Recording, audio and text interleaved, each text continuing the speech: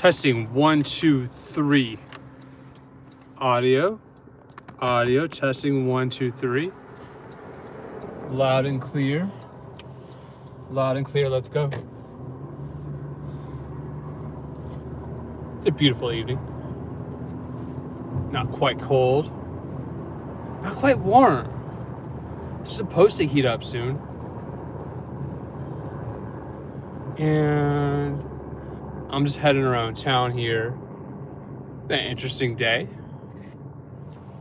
Not dull. Never dull. Head on around. Back around town. So much traffic. I'm really not looking forward to traffic. We have a bunch of it ahead, so detours. Audio testing 1, 2, 3. Audio. Let me know if it don't go. And still a little bit of sunlight. Almost spring. Soon spring will sprung. But not quite yet.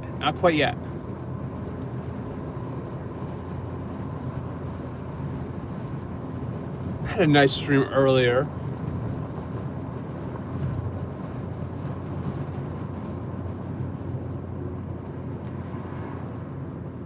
Got the oak trees, looking majestic. It's Friday. On the road again.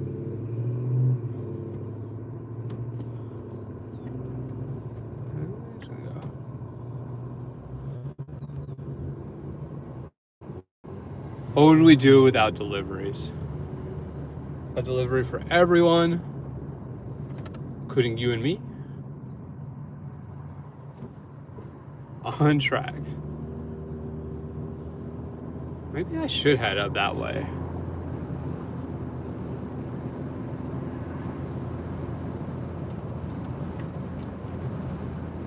Like, what would you do for content?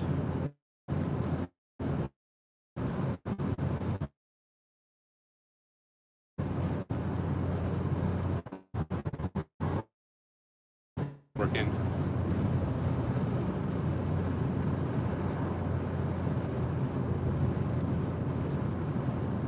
I mean,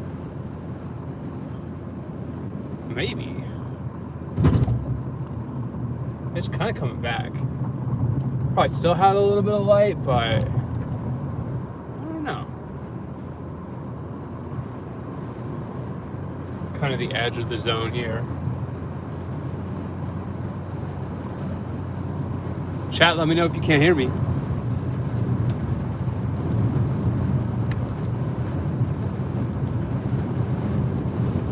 Here we go. Kind of beautiful evening.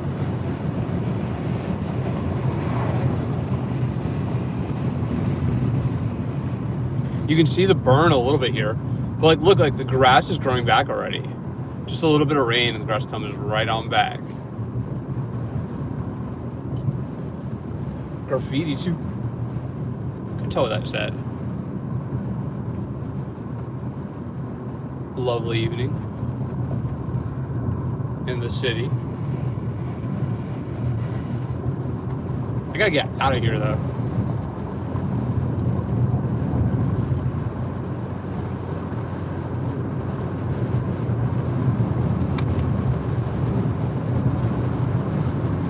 Time to go. Is my audio working? Audio?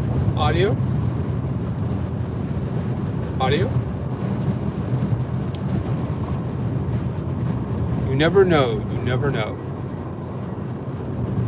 Testing 1, 2, 3. 1, 2, 3.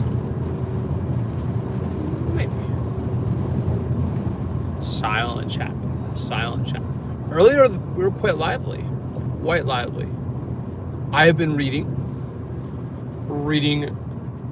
the court filings. You have to read. You get more information that way. And certainly some interesting things in court.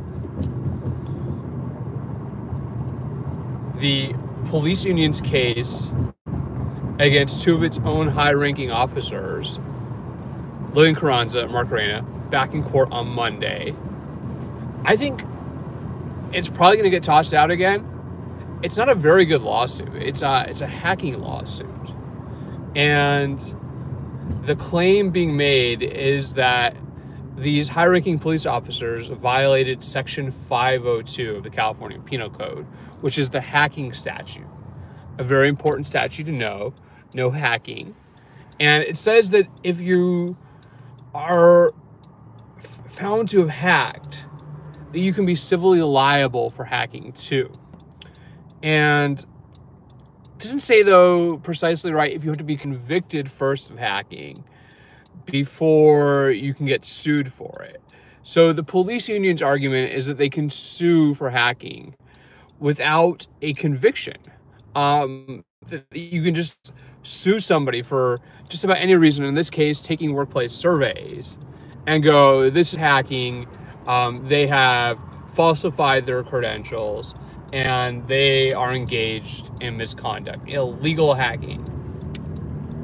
And this got tossed out previously, and the police union refiled it, which really shows a lot of dedication on behalf of the Los Angeles Police Protective League to refile a lawsuit of that nature. Just a fascinating case. It has been in the news. The investigation that was done by the police union involved an outside firm called Sourced Intelligence, and it cost, I believe, $80,000 to do this investigation to determine what was obvious anyways. So a lot of funny games happening at the Los Angeles Police Protective League. This was part 144 on Substack, and I've covered Captain Carranza previously too. You know, as a whistleblower myself, I never like to see somebody who is reasonably, judged to be a whistleblower being attacked by powerful figures. Like, that's just not even remotely cool. And the LA Times has covered this. But it will be back in court again on Monday. I don't think I'm going to make it to the hearing this time. I have gone to the previous hearings. I was the only journalist there. And, to let me know my audio working chat. It is a Friday. And who doesn't love Fridays? Still got a little bit of light here. I think it's going to take me some time. I think I'm just going to try to do the side route instead of the freeway, because the freeway is going to be gnarly. Who doesn't love sitting in traffic in LA and the freeway? So what better way to waste away traffic time than talking about court cases on the freeway? Ugh, I can see it. It's gnarly. It is very, very gnarly out there. No, thank you. This woman, oh my God, this woman has, look, she's got the kid with the flowers. That is hustle. That is some serious, serious hustle. Like, whoa, I'm impressed by, Donald Trump wants to deport immigrants, right? Look how hardworking immigrants are. And personally, unfortunately, I don't really need some flowers right now. Oh, somebody just gave her money. Fortunately, I had to put money in the gas tank. Let's go to them, though, just give her some money. I need my money to pay my bills. Bills are too much. And I don't know, it's hard to tell if the audio is working, but chat seems to be enabled. They should have a button on YouTube that shows you your voice level and if the audio is working. Otherwise, people just go, I can't hear you, there's white noise, and it's like the car air conditioning.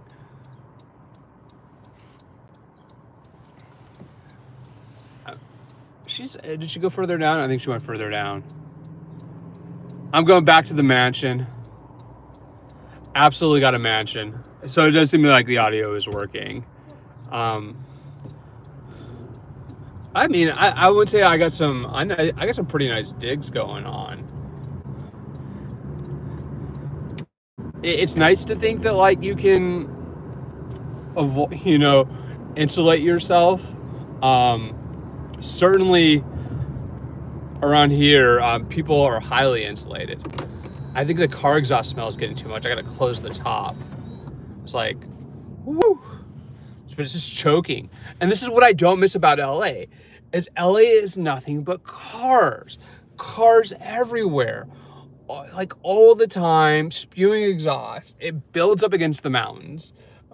It's choking. Like maybe 5 years ago, I got seriously exposed to engine exhaust in the mountains. I was like sick. And like, it's kind of like other than just toughing it out, there's no way to collect on that. Like it's something you can collect on every harm that you suffer, but air pollution is a negative harm, right? And actually going back to the Carranza lawsuit, right? This is part of the question is, did Carranza and Reyna, by taking the union's survey, right, which they claimed they were going to use to inform their decision-making for negotiations for LAPD's contract.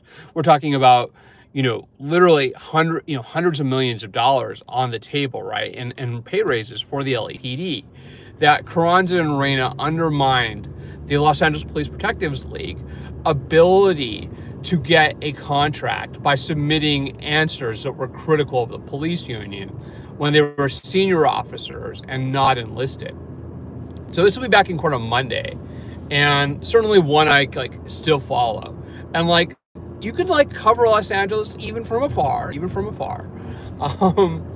There's still ways to gather and collect information, right? Even using, remote means.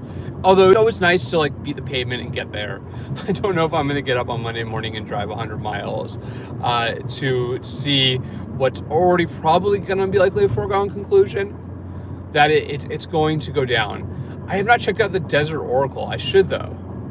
It's on my list. My list of things to do just keeps getting longer and longer and longer. But it's a quite lovely evening. Got a nice sunset going through. Still need the shades. Still need shades. And I mean, the topic of political corruption in Los Angeles and who is really the corrupt, part of this, right? Is it the politicians? Is it the police union? Is it activists? Is it billionaires? Is it people who live in mansions? The homeless industrial complex, right? Who are the corrupt actors? This is kind of the game that gets played, right? So the police union's assertion here, right, is that these two officers who hold, commander and deputy chief ranks in the LAPD, which pays very well, I'm sure, that they are the bad actors.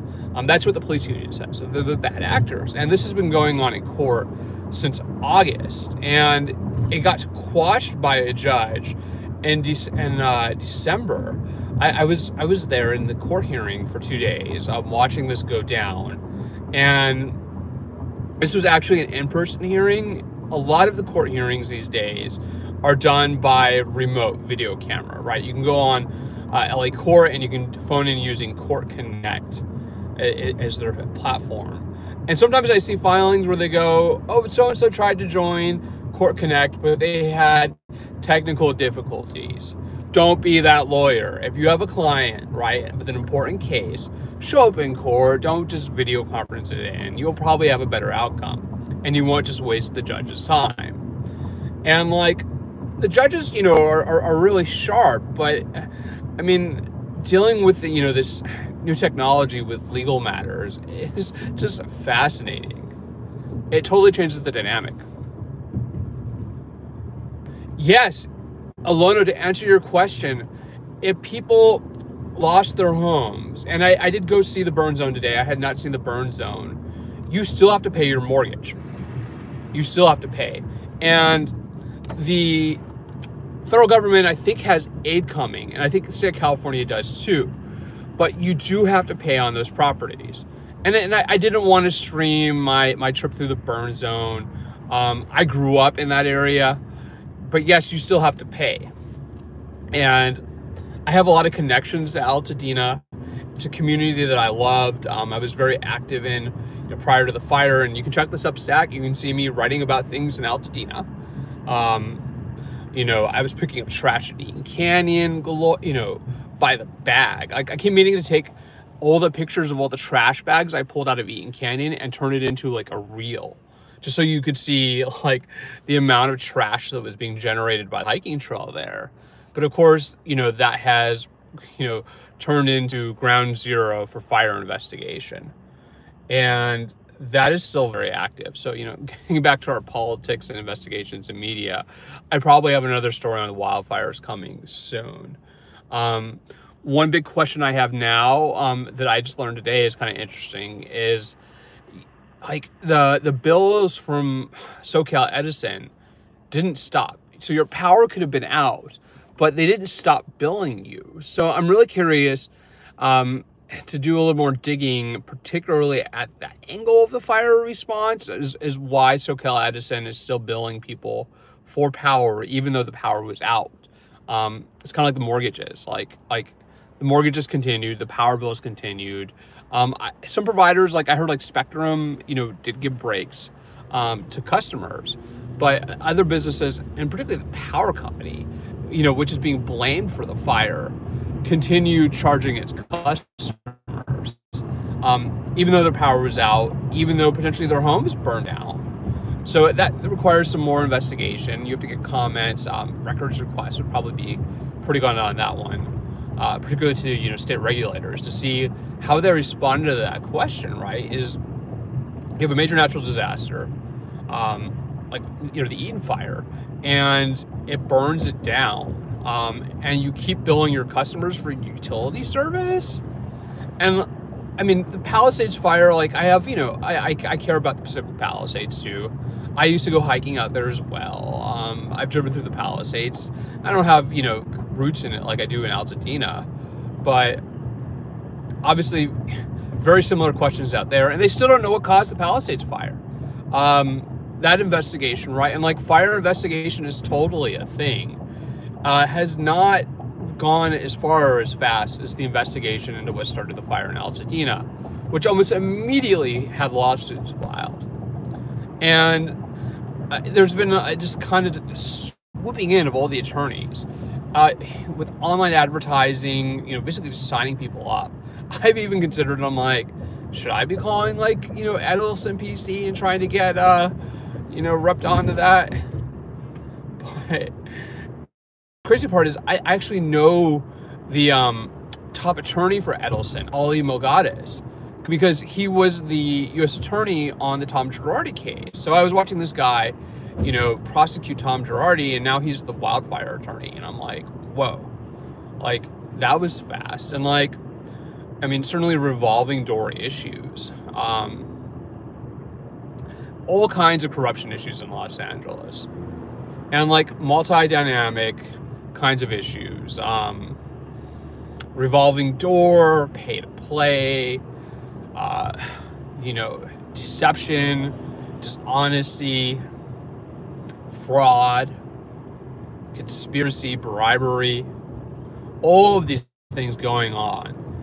And it's like this, like you can almost write try to write a piece about all the different tactics, corruption tactics that people use, right, to manipulate things. And like certainly one of these is lawsuits. And that's really where, you get at this police union case and you go, this is a corrupt lawsuit. Like what the hell?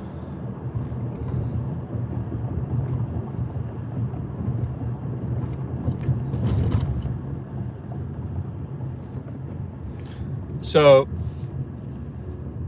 forget the police department.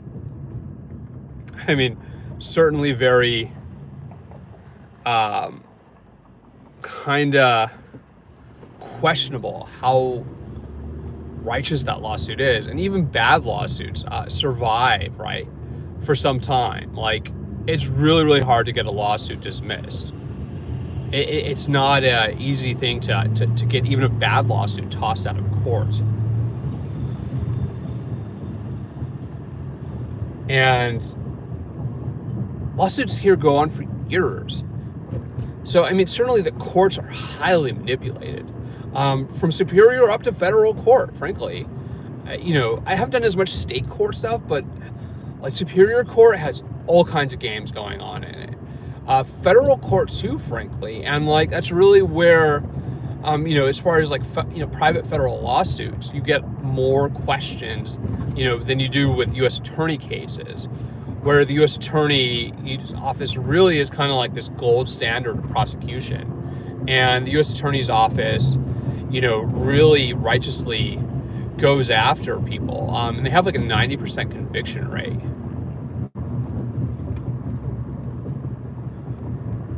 So those are like the last people on earth I'd want to mess with. If you're on the U.S. attorney's list, you are pretty much guaranteed to go down. Like, they're going to get you. It's kind of, I mean, like, conviction rates for superior court, like for criminal cases, it's like 60, 70, 80% on average, you know, guilty pleas, you know, or convictions, right? But for federal court, you're talking about like 90% probability. If you piss off the feds, you're going to get slammed. And of course, you know, federal jurisdiction, right, you know, is interstate for many things. It also includes, you know, various capital crimes, things that are deemed terrorism. You know, that's really kind of where it goes down. And I kind of miss going to federal court. I might go to federal court next Thursday for the LA Alliance for Human Rights hearing on the homelessness audit that they did, which they're already fighting about. Fighting. The city and the business interests here, right, are really like another main kind of playing field for corruption. It's kind of like just an ongoing feud that never ends. Who is responsible for homelessness? And like the LAPD section of that audit was amazing. Apparently an LAPD officer booked $94,000 in overtime for working basically security for homeless sites that were being sponsored by the city. And so this audit happens, and this gets flagged, and they don't even get to the bottom of it. I'm like, was it fraud? Did that, you know, LAPD officer defraud the public by filing false overtime, you know, complaints, you know, false overtime requests to get that much money out of the taxpayer? And I sent it to LAPD and to the Inspector General at LAPD, and it was like, who's the officer who got $94,000 in overtime pay? And I got no real answer. So lots of questions on that too. I would love to see an investigation into LAPD overtime. I feel like that would be the real fraud, versus taking LAPD's union surveys, which that lawsuit has a fraud allegation. I mean, they just accuse you of everything they possibly can, right, in the hopes that something is going to stick. It's like a 6 different count lawsuit.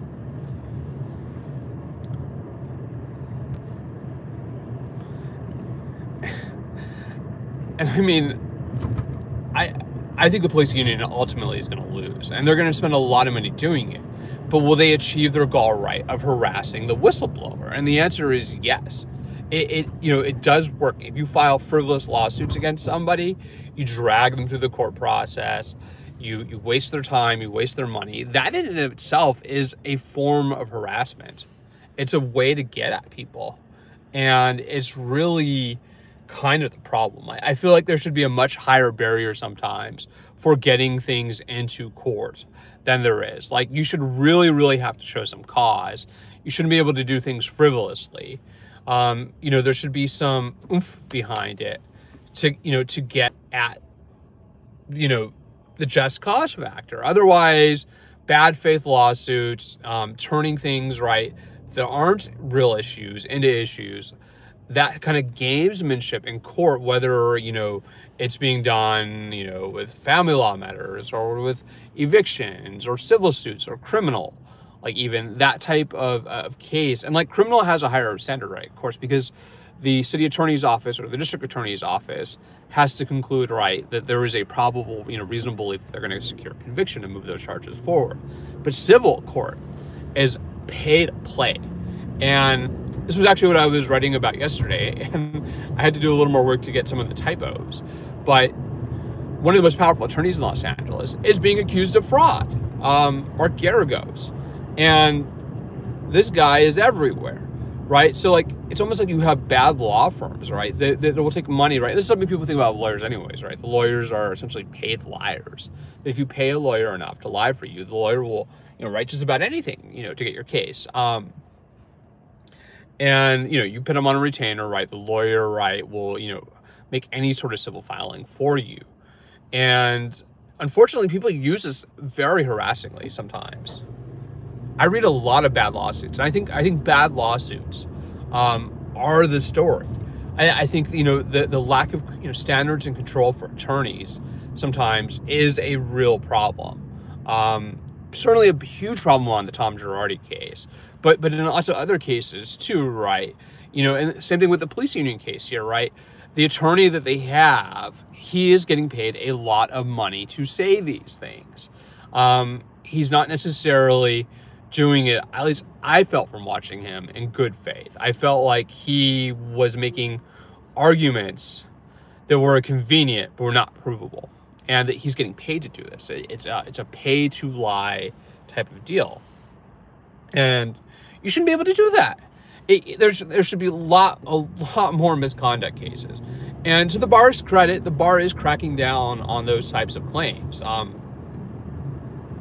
But of course, people make frivolous bar complaints too. Like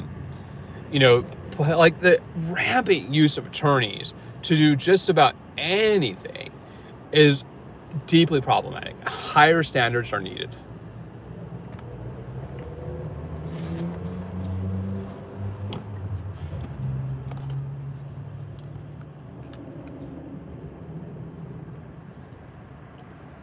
Finally starting to go down.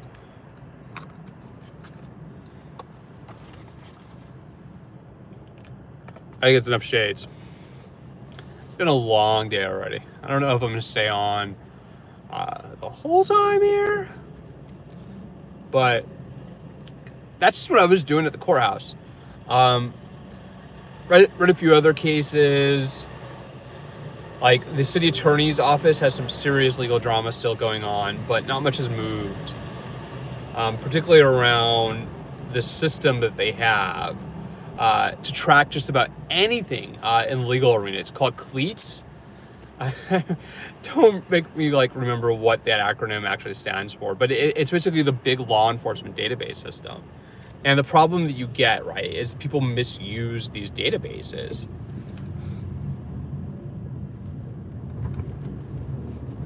Not quite. Kind of just dead reckoning navigating here. But yes, misuse of databases, right, in an unlawful way versus submitting, survey responses that somebody doesn't like. What is really, fraud? It's kind of the question. When is a fraud a fraud?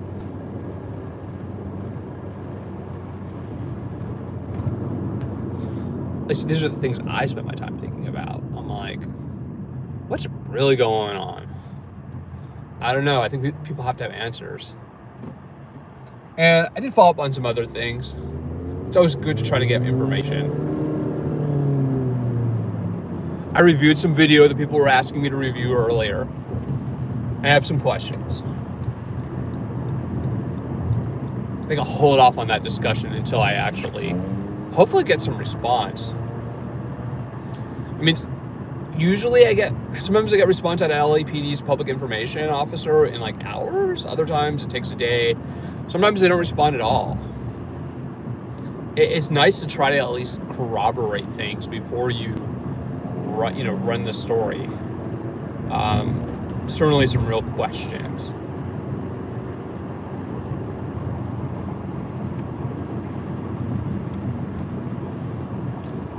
Hitting the highway. I think it's going to take me a few hours to get out of this godforsaken city.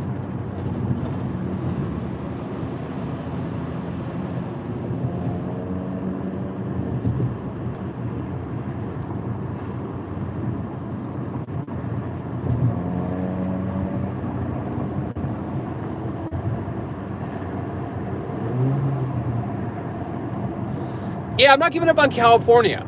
Like, I'm not going to be a California quitter.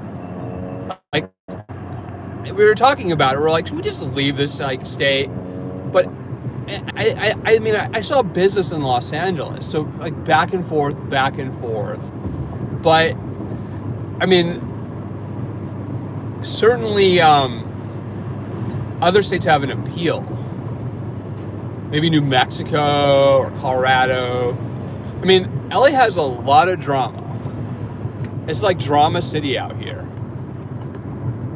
It's like hit into the traffic.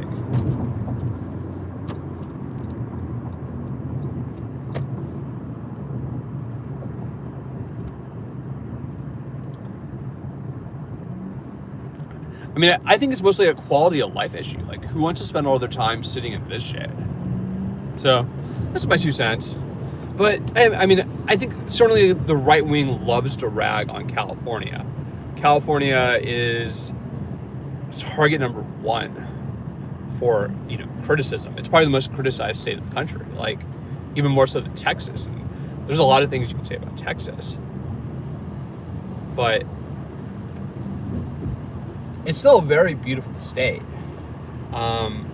particularly if you get out of the major cities. I mean, and even the cities arguably are beautiful. But definitely back to the mansion time.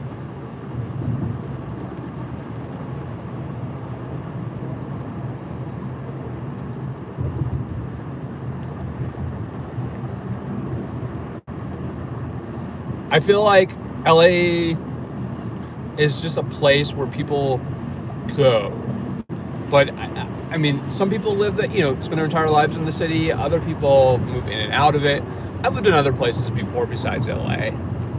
And I mean, I think the quality of life issues in LA are, you know, unfortunately getting to really be quite serious. Like, number 1, at least for me, is like the amount of traffic in LA. Getting anywhere here is an ordeal, a complete ordeal.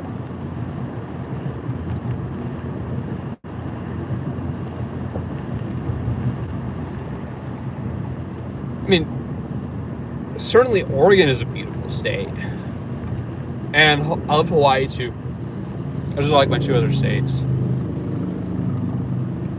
I've been to Washington, been to Virginia, Missouri, Oklahoma. I've never driven across the entire country. That'd be kind of fun. But I mean, the reality is, like, for the amount of time we spend sitting in LA traffic, you could drive across the country. It would not be impossible. The worst state to live in, I mean, certainly people talk about like Alabama and like Mississippi. You know, I think, you know, some of the plain states are kind of boring too, like Kansas or, you know, Iowa. You know, places that people just are not that stoked. Nobody goes, I'm super stoked. You know, I'm moving to Nebraska. Like, woohoo, let's go to Nebraska. I think that's just like the nature of geography too. I mean, I've never been to Nebraska, so I don't want to make too much fun of it, but I just don't generally read great things about like the quality of life in the state of Nebraska.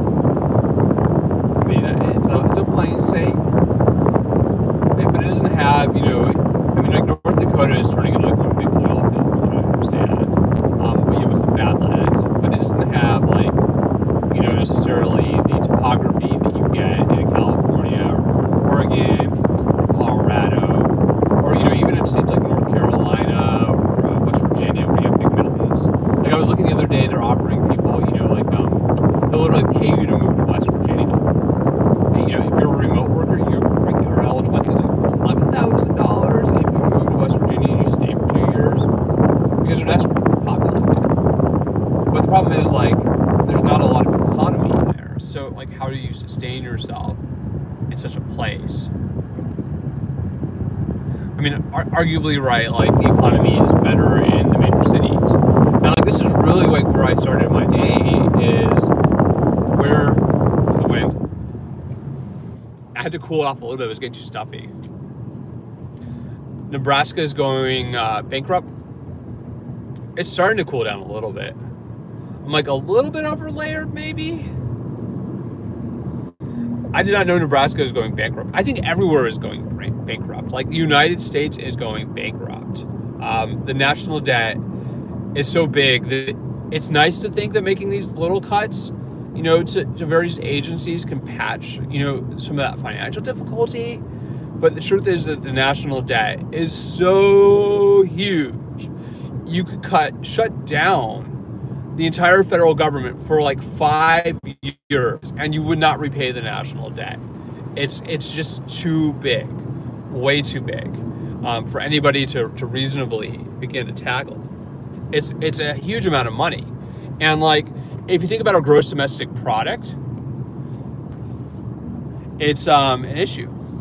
One of these days, you should pick me up on the 60 and take me out there with you. I got a F300 70mm telescope I want to try out there. Yeah, like I love some astronomy. I mean, I don't know if we're gonna like succeed at having like an astronomy streaming party, but we should. I always meet people. I usually you know, I am a very friendly person. I will you know, acquaint with people. Right now it's just back and forth. You have the phone attachment, it's doable. Oh my god, Don Gloves, hit me up. Like, I've been like into astrophotography forever, but I don't have like, you know, thousands of dollars to, you know, get a camera and attach it to a telescope. That's really like, astrophotography is the thing. I mean, like, I'm like trying to do, you know, photography with a GoPro. And it doesn't, I mean, you can get some fun stuff with the GoPro for sure, but it's not, you got it on Temu, that's shopping. Yay for astrophotography. I mean, you have to really get out far to see darkness. Under $40, whoa. I'm gonna have to get into some budget astrophotography. And like, I'm in like all the Facebook astrophotography groups. I mean, I think it's cool. I'm like, to hook up cameras to see that far. I think I'm just gonna drive it straight through. I didn't stop for dinner beforehand. Sometimes like on these runs, I've been like stopping for dinner, but then I just realized I'm eating way too much fast food. And there's a lot better, healthier things to eat than fast food.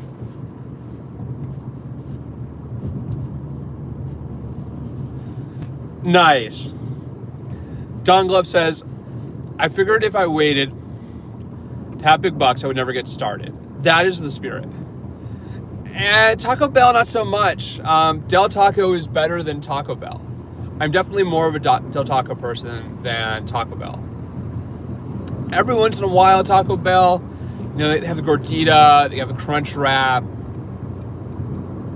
But I think I'm gonna just try to get out, because like I managed to skip around the worst of the traffic buildup. And I'm optimistic I'm gonna make it back out of there in like less than 2 hours. Once traffic clears, you can really like zoom. But as long as there's traffic, getting through this, it takes some time. I am getting close to the IE. Bakers drive-through that are local produce and they're family owned. Huh.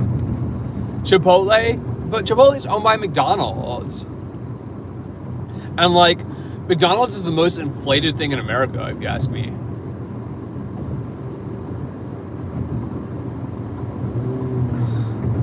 We're slowly trying to get out of LA County again. Not quite the IE. Maybe that'll help a little bit blurry. Very, very slowly leaving LA. I still have the glow behind me. And like, to be honest, I have not gotten to go stargazing lately like I want to. I've just been like busy. And stargazing is something I totally enjoy.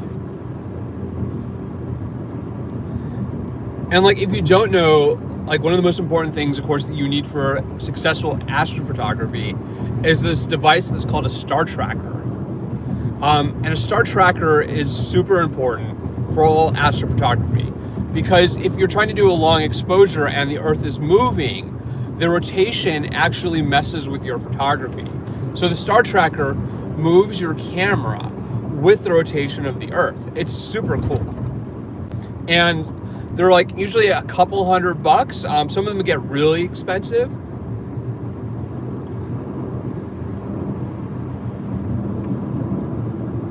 Your kiddo got an amazing picture of the Milky Way with an iPhone 14 Plus from Joshua Tree. Absolutely. Like, you can, like, phone cameras have gotten so much better than they used to be. Like, with the iPhone 15 Pro, I can literally photograph stars. And that is something that you could not do with my old iPhone 8. Everyone's like, why is he so excited about his cell phone? Everybody has a cell phone now. But is everybody using their cell phone to do astrophotography? And they even, of course, they have, as Don Gloves mentioned, they have telescopes. If you go to like Celestron, that can literally just be attached to your smartphone. And your smartphone, can be used in the same way that you could attach a DSLR camera to the telescope in order to do the astrophotography.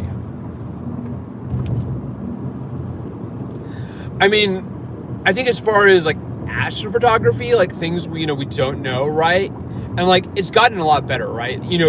They were able to use observatories to photograph distant planets next to stars that may have life on Earth.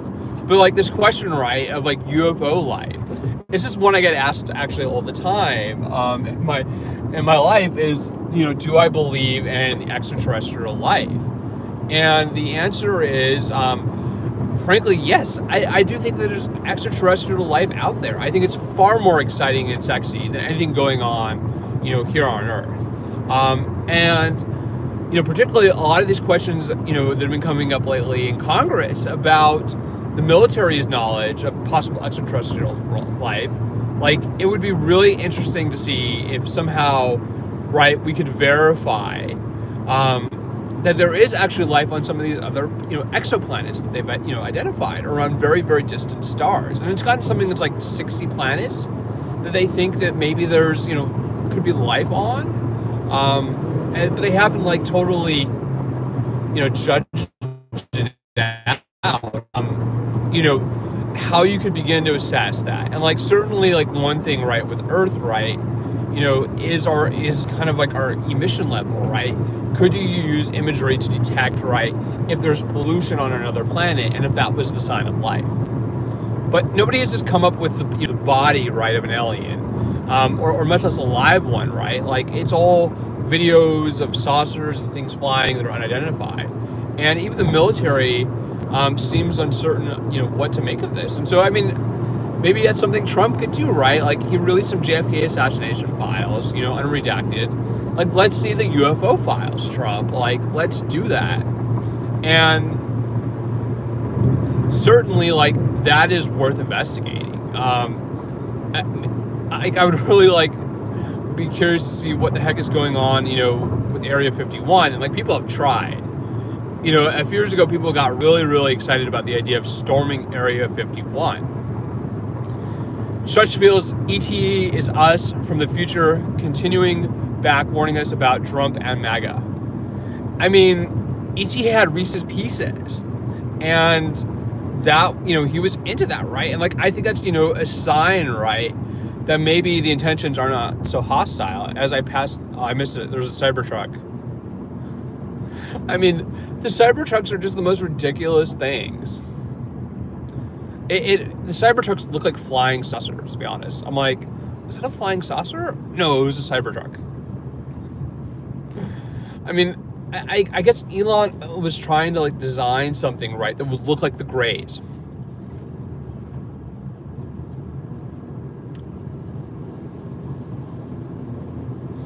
And I mean, the downside of those, of course, is a high degree of flammability, as we discussed earlier today, right? Like the flammability of Cybertrucks is huge, and like again, as far as detection, right, of life on Earth, much like like on a parallel exoplanet, could you detect, right, if there were fires, right? Because like fire has to have oxygen. Like fire does not exist without oxygen. It's the same thing with like water, right? Water needs oxygen too.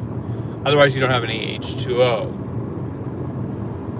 So I mean, certainly folks at like Caltech and like JPL and NASA are working on these questions. I don't know how definitive we've gotten with that. I think that's like a really big hurdle to effectively use, right, investigation techniques, scientific investigation, right? Science is investigation too, to confirm, right, if there's life on other planets. And of course, what we all want to know, right, is Trump and Elon Musk one of them, or are they just like a terrible representation of ourselves? Yeah, I mean, some of it gets really fringy, for sure.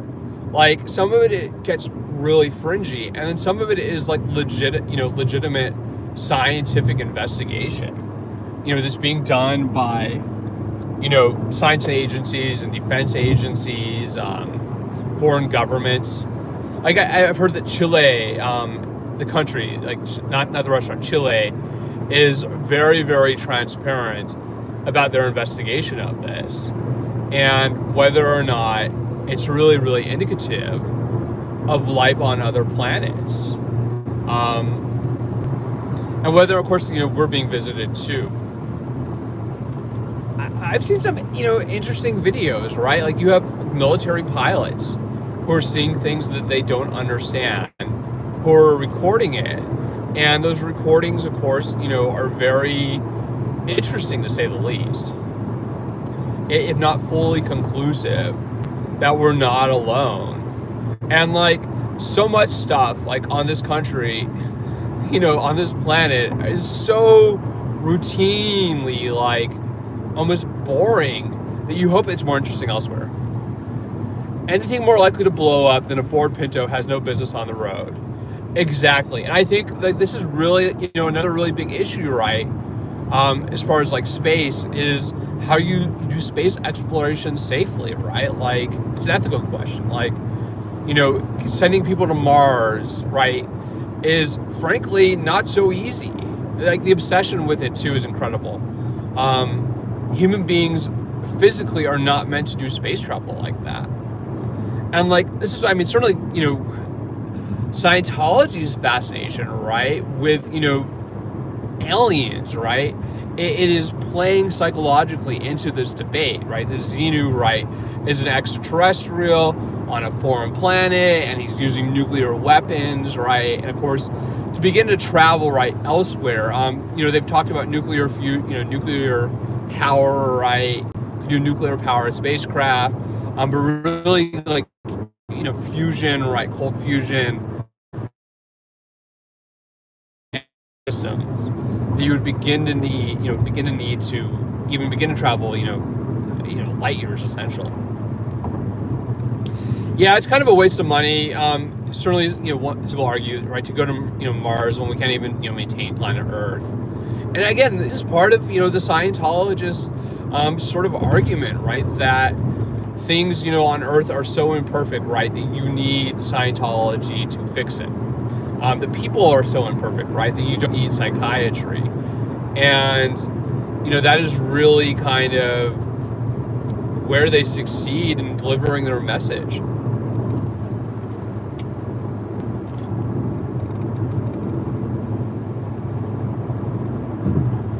I mean, they're not unclever people. I mean, certainly, like, you hear this argument, right, that people inside, cults like Scientology are ignorant, that they're stupid, but there is a rationale to the belief system that they have constructed for themselves, and it's very effectively communicated, right? It convinces people to hand over their money. So, I mean, I don't think we're going to see a Scientology-backed mission, in outer space to look for Xenu. But like, that would be the logical extension of their message, right? That you need to transit space. And like, I haven't paid to get all Scientology's reading materials and analyze it. You know, certainly I've, you know, checked the Wikipedia version of kind of what Scientologists believe. I think it's a fascinating subject. I mean, I think it's very culty, right? And this is where people accuse people who are into UFOs of being cult-like, right? Of creating that kind of environment of foregone conclusion, conclusive beliefs without evidence, and, you know, really kind of monetizing it too, right? Like, there's a huge industry around, you know, extraterrestrial belief. I'm slowly getting places, man. It's getting kind of foggy in here, to be honest. I have to top it open.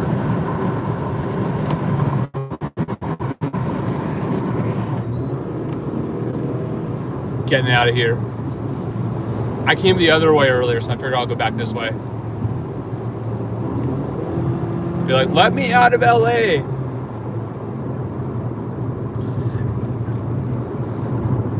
I mean, I did hear they had layoffs a little while back at JPL, and like, gutting America's scientific research ability, including, you know, for, you know, study of outer space and of other worlds, is probably not the best solution to our problems, because a lot of that research has yielded a lot of very beneficial dividends. You know, things that are monetizable. From that, you know, that R&D that you want. And like, one thing, right, people say about the American economy is that we are underinvested in research and development, that we don't spend enough money researching things, and that is kind of an issue. Too, right? China particularly is massively invested in research and development. They are doing an extremely good job of outcompeting us, and China is exploring outer space too. I have never surfed. Unfortunately, I was born with really bad eardrums, and that has limited my ability to do things like surf and like snorkel, diving as much as I would like. Same thing with flying. It kind of makes flying not as fun. I'm kind of a road warrior.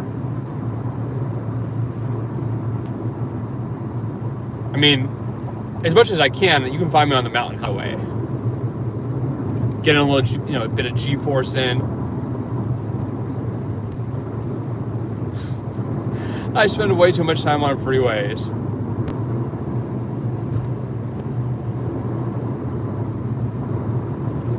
I'm gonna start to step on it here. People are kind of going, but it's like, we could go faster, you know? I mean, I remember when they increased the speed limit from 55 to 65. I mean, I'll be honest, they should increase the speed limit from 65 to 75. Like, a little bit more. I mean, absolutely, I'd go back to the blue building. I mean, a lot of people I've heard lately, are questioning the purpose of going there.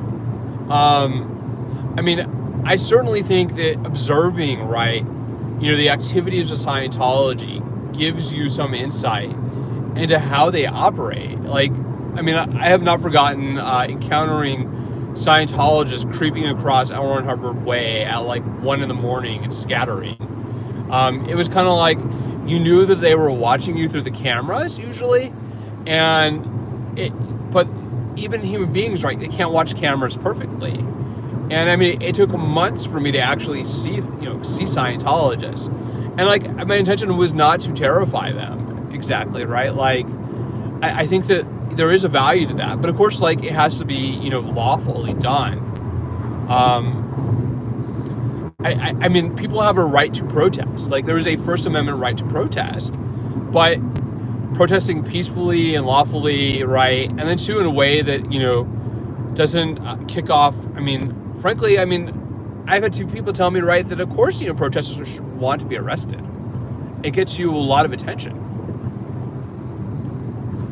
Yeah, I mean, I'm not going to agree with people necessarily who are saying, right, that there is no point in protesting Scientology directly, that only an indirect messaging campaign is, successful, right? Like the history of protest is so often in direct protest. Whether, it's sit-ins at lunch counters or, protesting outside a Tesla dealership, you want to protest things directly. And I mean, I think it's important too to maintain the line, right, between protesting necessarily and an independent, objective media. And this was something actually that came up at Stanford with the Palestine protests. At Stanford, they arrested a student journalist for the Stanford Daily Journal, I believe. And the university and the prosecutor's office went after him. They wanted to prosecute a student journalist for being arrested with protesters, even though he had a press pass on. And that was really, really unproductive. And I believe the case has now been dropped. But certainly one thing at USC, right? And this is part of the reason why I did not want to be on campus for some of that, was that the protest movement has been retaliated against so effectively that it's sincerely harming people. I talked to faculty members who have been removed from teaching classes because they were investigated for having, been protested and been arrested. I've read the same thing from students and heard the same thing from students, right? That the atmosphere of fear that's been created around what was frankly peacefully, generally pretty peaceful protesting, except for the fact, right, that you have two sides that, kind of hate each other, and some people are willing to go to violence, that the criminalization of student protest is terrible. Yeah, I mean, the anti-Scientology movement has gotten a lot of drama. And it's really, really counterproductive to the people who legitimately want to protest Scientology. The money, the egos, the drama, it's not helping their cause. And I mean, I think the craziest thing is some people thought them taking me out of it would help them, and it's not the case. Silent and documenting everything is fantastic. I mean, of course, chanting, right, singing songs, even yelling vociferously, right? There's a legal line there between what is considered legitimate, protest, right, and what is harassment of people. And that is certainly going to be the legal test. And that's the legal test that's happening at LA City Hall right now. That's coming up. Council President Marquise Harris Dawson trying to change essentially the rules, right, around language in the chamber, right, to target, what people appropriately call gadflies, for saying offensive things in city council, right? Like, you have a First Amendment right to go to city council to speak, but, how far does free speech go in protecting your right to say profane, offensive things? Particularly in front of, public officials, in front of kids. Do you have a right to just swear and curse and use, offensive language at a city council meeting? I think it's going to go to court.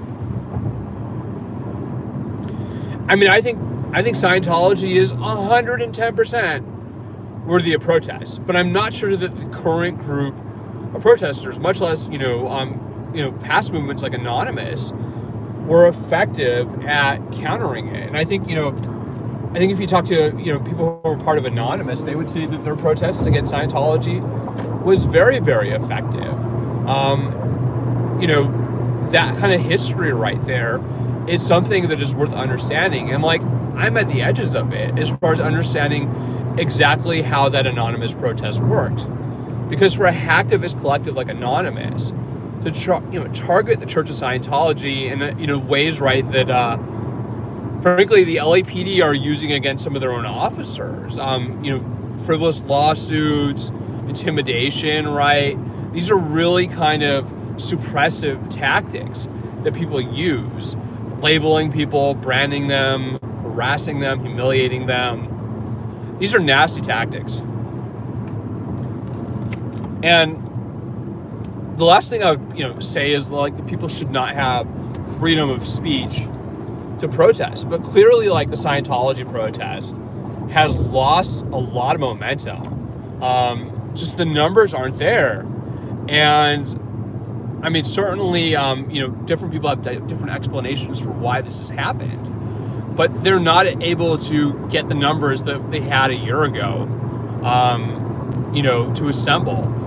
And I mean, certainly different people have different opinions about this. And, people have made videos trying to explain how to resuscitate this, but I'm not sure it's going to happen.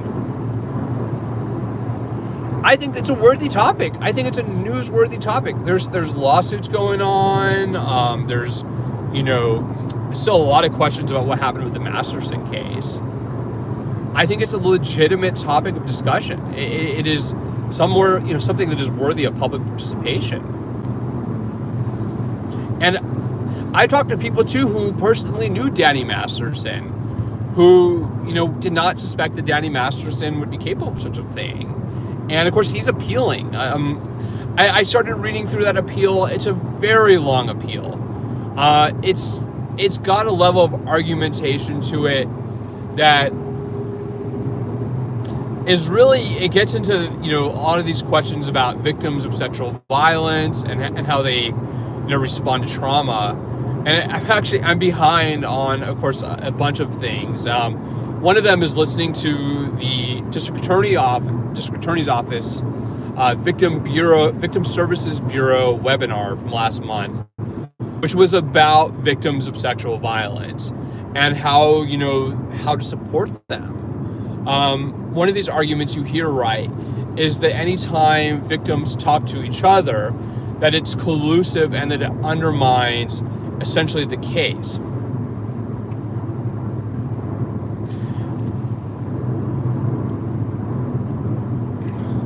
Yeah, I mean, I think that there's a lot of serious reflection that needs to happen among people who weren't previously involved in it as to why, I mean, I don't think anybody ever thought it was going to succeed in taking down the Church of Scientology just like that. But whatever virality it had has really dried up. There's still, a pretty sizable audience for it, but it doesn't have the reach that it had before, where average people were listening to it. I was talking to other reporters, and they were watching the streams too. It's almost like boxing, like watching these streams, right? It was like watching boxing, and you were just kind of waiting, right, for one side to knock out the other. And in this case, I mean, I think arguably Scientology is getting pretty close to knocking out, the protest. Trusting people is very difficult. And, like, you definitely don't know what goes on behind closed doors. And, like, I mean, I think one of these big questions, right, continues to be, what is the relationship between the LAPD and the Church of Scientology? Much less, what is the relationship between Church of Scientology, various public officials, including prosecuting and, justice officials?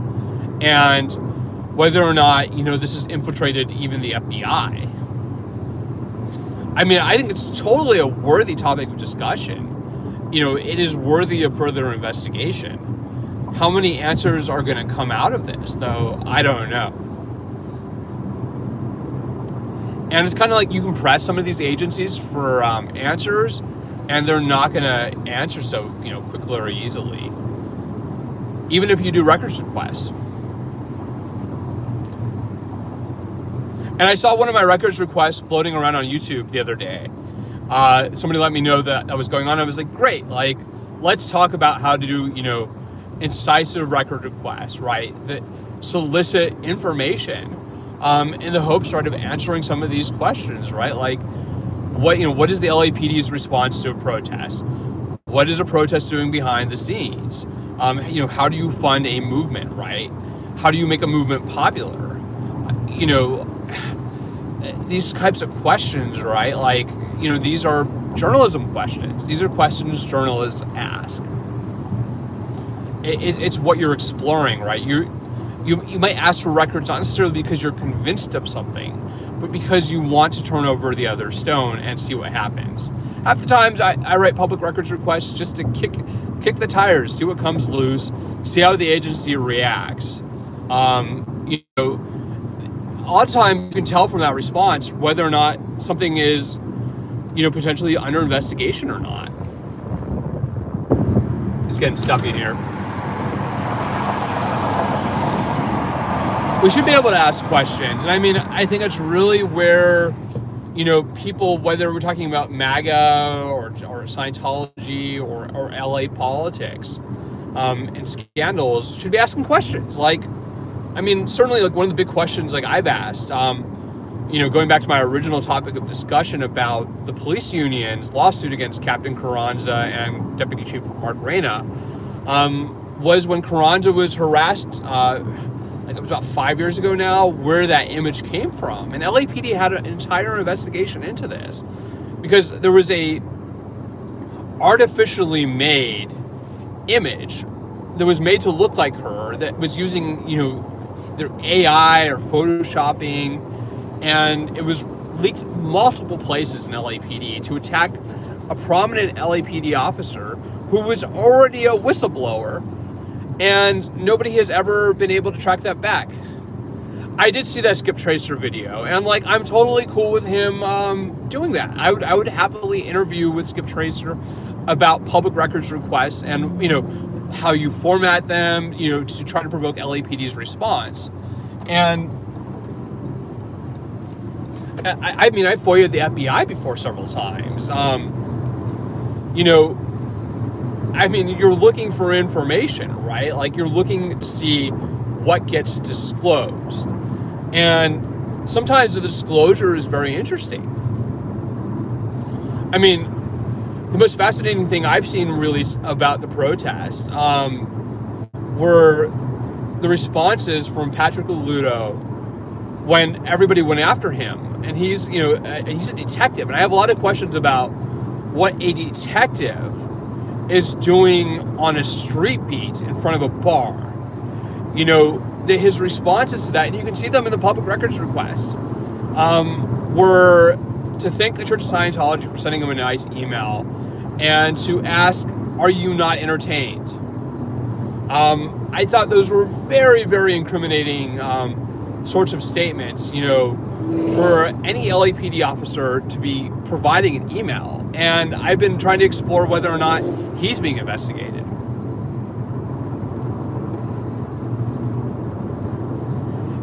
Yeah, exactly. I mean, FOIA and California Public Records Act are powerful, powerful tools we have as a public to hold government agencies accountable. Whether you're talking about LAPD and Scientology, or the FBI and Martin Luther King Jr. or Malcolm X, the assassination of Malcolm X, the ability to use public records to get information is really powerful. I mean, I got recordings, right, from swatting calls to the fire department, and I am continuing my investigation into those. Try to firm up exactly who created those, why and how, not just whose voice it matches, right, necessarily, but, whether or not AI in particular was used, what the circumstances around this were. I like to think I do objective, investigation. And, I mean, people are not going to like these questions. I literally probably put myself at risk even talking about this, but this is what people want to know. And I mean, I think the dumbest thing anybody could do, right, is target journalists for having asked questions, for having made records requests. It never ever works. All it ever does is tip off the journalist that something's up. Because we're smart people, we will figure out, right, that we're being targeted. And we will essentially counter the investigation to get at why you're being targeted. It does not work. You cannot terrorize people. It just never ever works. These are absolutely insane times. People are behaving in ways that make you wonder, right, are we falling apart at the seams? You like Christina Amanpour? I think Christina Amanpour is a really good journalist. I think the Los Angeles Times has some really good journalists, including on the crime beat. I have concerns about the ownership of the LA Times, for sure. I really wonder about particularly how much the editorial decision-making at the Times is getting influenced by the owner's political agenda. And if you don't know, Patrick Soon-Shiong owns the LA Times. He is a billionaire pharmaceutical magnate, and he has made no secret of his support for the new Trump administration, in particular Robert F. Kennedy Jr. And I'm the last person who thinks that Robert F. Kennedy Jr. is providing objective, helpful, health information. We have a measles outbreak now in the country. Suppressing vaccines is very dangerous, right? It's not a helpful thing to do for the public. And that type of accountability, that type of Christina Amanpour, level CNN investigation has to be permitted, whether we're talking about a major publication or independent journalists. If you're not going to allow objectivity to work, what are you hiding? That becomes the journalistic question. And the worst thing you can do, if you ask me, is try to eliminate journalists. People around the world, right, totalitarian regimes, murder journalists. They do terrible. People have died literally for the right to press, and suppressing people for simply asking questions, for using appropriate investigation techniques, is very, very counterproductive, and it will not work for you. It usually just exposes the repression.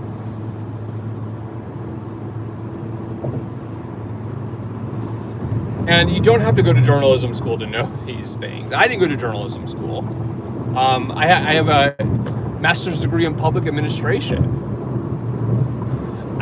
The degree of corruption in Los Angeles, and this really goes back to my time at University of Southern California, USC, and particularly the subversion of LA city government with the leak of the LA Fed tapes, is why I went public as a whistleblower. Everything since then is an outgrowth. It's me trying to put together different pieces about who is leaking materials, right? For what purposes, who is manipulating the legal processes, and particularly investigating the LAPD and ultimately the FBI too, why the FBI did not get involved in a criminal investigation involving apex political figures in Los Angeles before an election. That's what I want to know from the FBI. And LAPD's investigation into the leak of the LA Fed tapes is a total dead end. And it was in the newspaper again the other day, because it turns out the recruiting office in the LAPD is a cesspool. And somebody made reportings of this, a whistleblower. And then the LA Times went to a source, and the source referenced back to the LA Fed tape scandal, which happened in October of 2022 here in Los Angeles.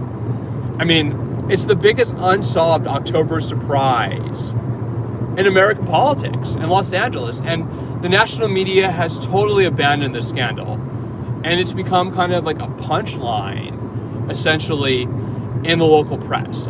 People use these recordings to meet their own narrow leads without getting to the bottom of where they came from. And the couple that's accused of leaking these recordings by the police and in two civil cases have maintained that they did not do this.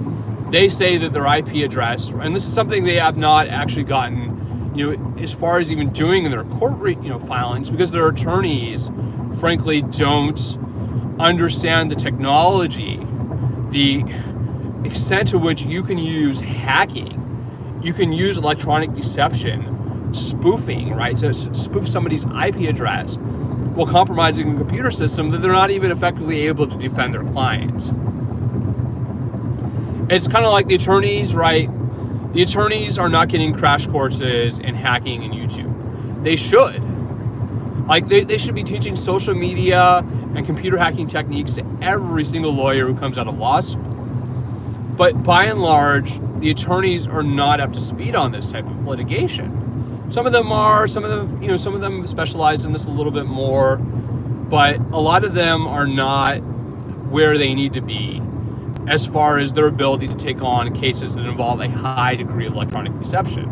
And you actually heard this the other day, right? I did watch the video of the LAPD detective and his explanation for what they think is going on with this. And his explanation, right, is that it's incredibly hard to break open swatting cases. The law enforcement, between the inability to break through technological barriers, to be able to roll up swatting effectively is not an easy thing. And you have to have a lot of proof to get a judge to sign off on search warrants for it. And of course, I mean, I read another case today where the search warrant itself is in question. The LAPD raided the home of an attorney for Black Lives Matter with an attorney that, a search warrant that himself, a trained attorney, believes is defective.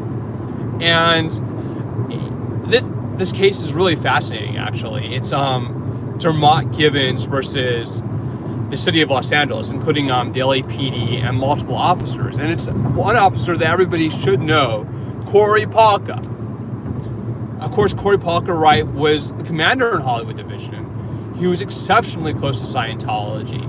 And the essential access of this legal case is that Corey Palka, in addition to being friendly with Scientology, was also a huge racist. And that he wanted to suppress the Black Lives Matter movement in Los Angeles. And so that's why LAPD raided the home of this attorney. And there's no dispute that his home was raided. Pictures of it show it being completely trashed. And the LAPD photographed evidence relating to a swatting investigation into one of the main leaders of Black Lives Matter LA, Melina Abdullah. He's representing himself in court, which is probably not the best idea. And I've talked to him, and he was very reactive to the idea of a journalist poking around this. But, I mean, once I heard that Palka was, questioned in this case, I went, that's interesting. Like, what's the deal here? Is Corey Palka just Scientology's best friend in the Hollywood Division, or is he also an anti-Black Lives Matter, corrupt LAPD officer who's coercing other officers to go out and collect evidence to try to suppress a swatting claim against the police department? I mean, the co-founder of Black Lives Matter in Los Angeles, she was literally dragged outside of her home by LAPD. Corey Palka. It's Corypalka. And if you know your Scientology, you should know Corey Palka. Because Corey Palka is the LAPD detective, commander, frankly, who took Leah Remini's complaint about Shelley Miskovich going missing. And Leah Remini says quite openly that she did not trust Corey Palka. She thought he was the shadiest cop ever. And Palka is retired from LAPD under completely huge clouds of suspicion because of his role in another scandal. And this is what's so crazy about LA is you can try to connect these dots right across cases, right? Because ideally, right, lawsuits and investigations expose people. They expose things, right? You can learn and gather new information from parallel investigations. And Corey Palka has got to be the most interesting figure who is no longer wearing an LAPD uniform. And he apparently is not easily to locate. This attorney, Dermot Givens, is trying to serve Palka with this lawsuit for having his home raided. And the city of LA is refusing to disclose where Palka lives. It's not discoverable on, platforms, right, like Redaris or Spokio. His address is pretty well hidden. And so much so that he can't be served in this lawsuit. And he retired from LAPD, but under investigation by the New York Attorney General's office. And this has gone to the Ethics Commission in LA. Rumor is even the FBI was poking around this guy, whether or not he was a corrupt LAPD commander. And he is got to be the most interesting public figure who has not given an interview in quite a while. You can actually find footage of him from after George Floyd. He famously took a knee during the protests in Hollywood. And then he also famously gave what's arguably a white power symbol on camera while giving an interview about it. And so people have a lot of questions about this guy. I have tried repeatedly using Public Records Act to get at his emails to gather information about what I suspect is his connection to Rick Caruso. And it has generally dead-ended. And I'm not the only person who has his questions about this guy, right? But like, what I want to know is just how far and dirty he was inside the LAPD. There's not a lot of question that he's a dirty LAPD officer. I don't think I'm going to get in. I don't think he's going to sue me for saying that, because a lot of people have said the same thing about this guy. He was at the center of a New York Attorney General's investigation into CBS's former CEO, Les Moonves, and whether or not he conspired to help Moonves and CBS suppress a sexual assault complaint. And the victim, unfortunately, she was quite aged. Phyllis Golden Gottlieb passed away. But the investigation into this continued and exposed Polka. CBS had to pay $35 million to settle this case. And the Ethics Commission fined the Ethics Commission in Los Angeles, they fined both Les Moonves and another executive at CBS, Ian Metros. But they didn't fine Polka. And so this guy's name is still floating around in court. And like, make no mistake, there's all kinds of things that float around in court documents, that are not true. But it's one way to try to track people. But again, you can't keyword search court documents. You have to know who filing parties are. You have to track the cases as they progress. And like, one thing, shout out to Jacob Harkey, he taught me, is that I can go to courthouses and access documents for free. So lately I just go to the courthouse and I start checking on all these cases that I'm following to try to gather information in order to report on it. And certainly there's a few other really good legal affairs reporters in Los Angeles. Shout out to Megan Cuniff, legalaffairsandtrials.com. Megan is very good at covering court cases. But the type of investigative journalism that you can do by following court cases to see what gets disclosed, is really a unique form of open source investigation.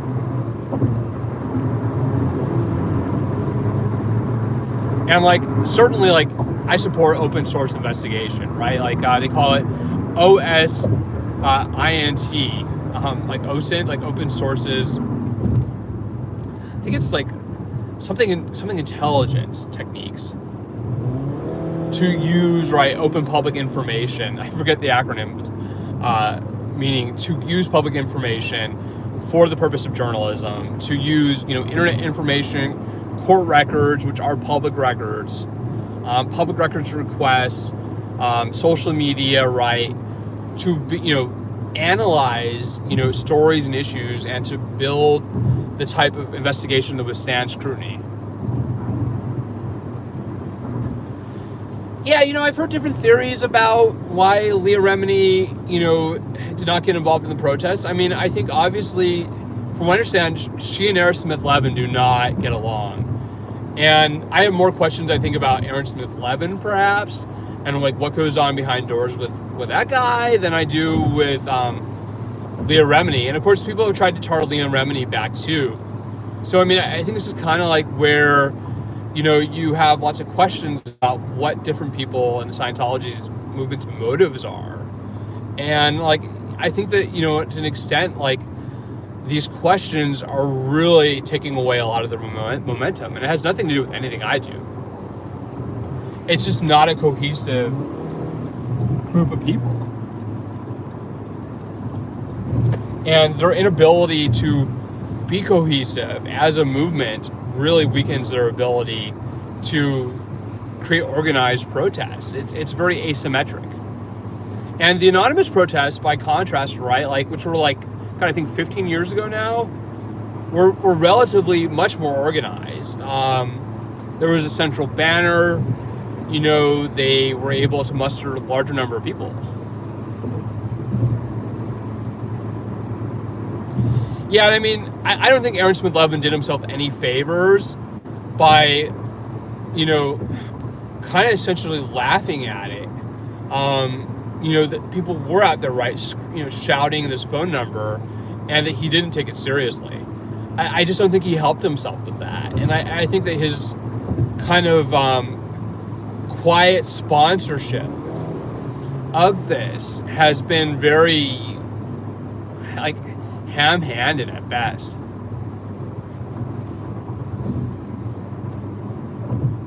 Yeah, I mean, the individualism of this and the indigence and like the constant like stoking of outrage is, it attracts viewership, right? It brings people in. It makes people, you know, continue to want to watch. It creates nonstop drama. And people love drama, but it's not really productive for building a movement that has, you know, viability. And this is true whether or not we talk about Black Lives Matter, right, which has its own issues, or Scientology protests, or protests against Tesla dealerships.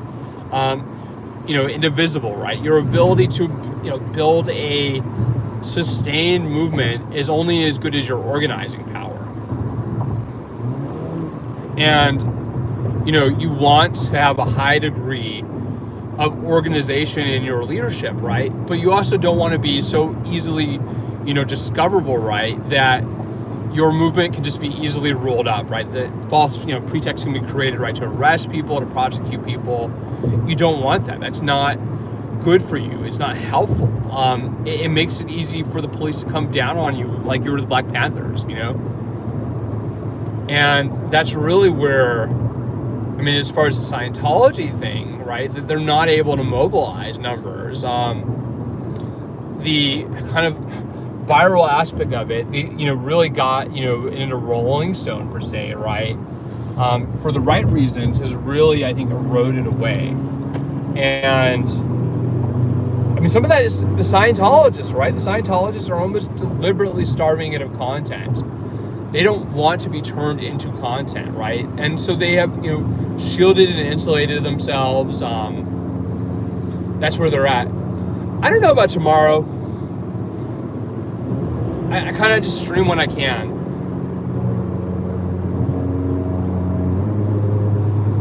I mean, I certainly find streaming to be a fun activity. You get to have a discussion. It's a little bit more interesting perhaps than listening to music on a drive. I mean, to be honest, like I've been kind of wanting to go to some of these Tesla protests and these like individual protests about Trump, and, you know, certainly the risk you take, right, of streaming at events is that you will draw that swatting. I see Mormons, FLDS, NXIVM, Scientology, and MAGA all very similar. Yeah, I mean, you're talking about a cult-like mentality, right? And like, you know, certainly, you know, Trump is the strong man, right? You know, the kind of the king bully. People are laughing about these mass layoffs. You know, like, look what he did. Like, he just bullied those people around. It's gonna hurt the economy. And I think people are still coming to terms, right, with the idea that this guy who promises the moon, essentially, right, you know, who literally proclaimed that people would never have to vote again, is not delivering on his promises, right? And, like, this shouldn't be a surprise, right? The guy promised to build a wall between, you know, Mexico and the United States, and Mexico paid for it.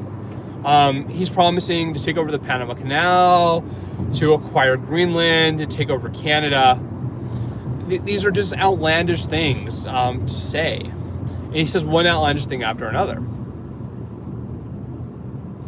I mean, certainly, like, Scientology, right, makes its own promises, right? Scientology goes, you know, you're going to be the perfect human being, you're going to feel better, you don't need psychology, you don't need psychiatry. Come join, you know, Scientology, and it's going to make your life, right, into this perfection. And, you know, it was actually really funny because before the fire happened, I was in this coffee shop, and I overheard this woman. She was a young woman talking. She was like a caregiver for an older woman, and the older woman was asking her about the Scientologists, and her answer was that she talks to them, and I think this was in probably the Pasadena org, and that they're always very friendly and they're very kind, and, you know, they give coffee, right? Like, and I mean, I think, you know, arguably, right, like, it's kind of the same thing you hear maybe about, you know, the Mormons, right? And, like, it's not to make fun of the Mormons, but the Mormons, you know, have extraterrestrial beliefs too. So, I mean, this is what they set. This is the idea they're selling, right? And, like, what I would say the MAGA is selling, right? MAGA is selling the idea that if you join the MAGA movement, that Trump will make you successful. It's a cult of success, right? It's a wealth cult. That by buying into the MAGA movement, believing into it, Trump is going to save you, right? It's salvationist. That he's going to uplift you.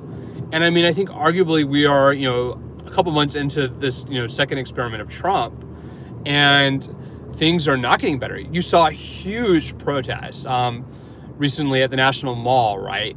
Of really angry people, you know, upset about layoffs, upset about tariffs, upset about, you know, the denigration of immigrants, of trans people, showing up and expressing themselves. And the response to this was scorn and disdain. Yeah, I mean, Cherimo says, I think he's serious about following up on his annexation threats. The longer-term goal of Trump is war with China for resources and geopolitical dominance. I agree, Cherimo. I mean, I think he's, in his mind, he's serious about these things. Obviously, Canada has been very explicit that they don't want to be taken over by the United States. Greenland too, Panama as well. And he isn't going, well, I'm abandoning these things, right? Like, and this, you know, this goes back, this idea of an expansionist United States, right? This is not a new idea, right? The United States, on some level, right, was founded on territorial expansion, right? Westward expansion. Expansion across the entire continent, you know, from the Atlantic coast to the Pacific. And you can, you know, watch the How the West Was Won or John Wayne movies, right? Idea of how this was accomplished. And certainly one of the great arguments of the of 19th century history in the United States is, did the U.S. betray every single treaty it made with an Indian tribe? You know, we signed something like 100 different treaties with Native American tribes, and we broke all of them, right? Native Americans now live on reservations, where they have casinos to earn revenue from. But that wasn't enough, right, for the United States, right? We had, you know, to fight, right? You know, we bought land, right? American imperialism around the turn of the 19th to the 20th century went on steroids. Americans were convinced, right, that they had to have an empire like European powers, and they executed this, right? We had the Philippines, we got Puerto Rico, we got Hawaii, we expanded, right? And so when Trump says these things, he is sort of reverting to that mentality. And I'm not sure that Trump even understands what he's saying and the historical context behind this. But American expansionism is not a new idea. These are in fact very old ideas, and they really go back to kind of the both land expansion, industrialization, and then national identity. And you can read some very fantastic books by historians like Samuel Huntington about how American identity is constructed. You know, that we think that we are essentially the chosen country, right? Like, that America is destined to be a great country, a manifest destiny. And I mean, I think that I mean, he has not come out, Bob Cox, and said that he's not serious about these things. I think he believes them. I think on some level he is trolling, but I think he also believes these things, and he understands these ideas, right, and how to regurgitate them essentially in a way that is attractive and appealing to people. And like, I've heard people talking very seriously about the acquisition of Greenland. And I'm sorry, the Greenlanders don't seem to want to be for sale. Greenland is a beautiful place. It is autonomous. It is connected to Denmark.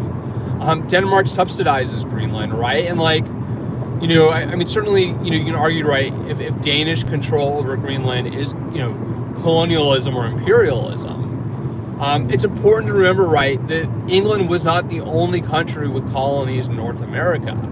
But I don't think that he's not serious about these things when he says them. I also don't think they're very practical. I think that he certainly has a huge ego. He, likes to make fun of and mock other leaders, right? Whether it's Justin Trudeau or Claudia Sheinbaum or EU and NATO. One person you never hear him mocking, though, which is kind of interesting, of course, is Vladimir Putin. I'm not sure he even understands how to mock, the leadership of China. He understands Kim Jong-un. He has very limited cultural competency.